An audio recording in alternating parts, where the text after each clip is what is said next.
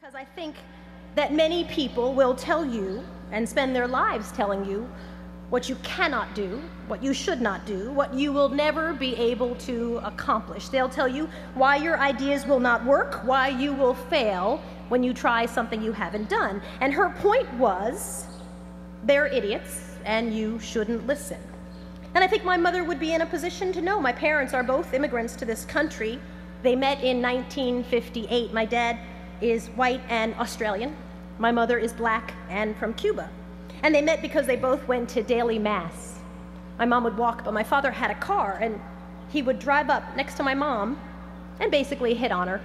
He'd wind down the window of his car and say, "Would you like a ride?" Every single day, daily mass. And every day she would say, "No, thank you," because you don't take a ride from someone you don't know well, even if you're going to sit next to them in church.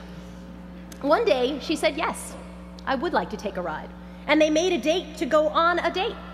And that night, every single restaurant they went to in Baltimore, Maryland, in 1958, turned them away.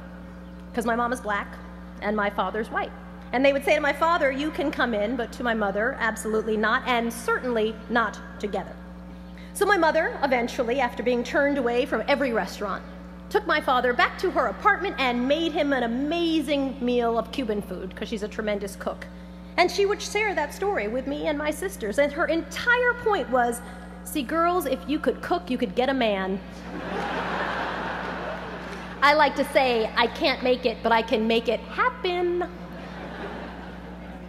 My parents decided that they would get married at the end of 1958, when interracial marriage was illegal in their state, Maryland, and 16 other states. And they drove to Washington, D.C. and got hitched, and drove back and lived in Baltimore illegally.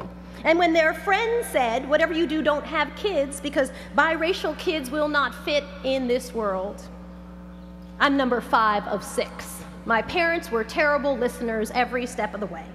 And from that, I've learned, do not listen to other people's take on the life you should lead.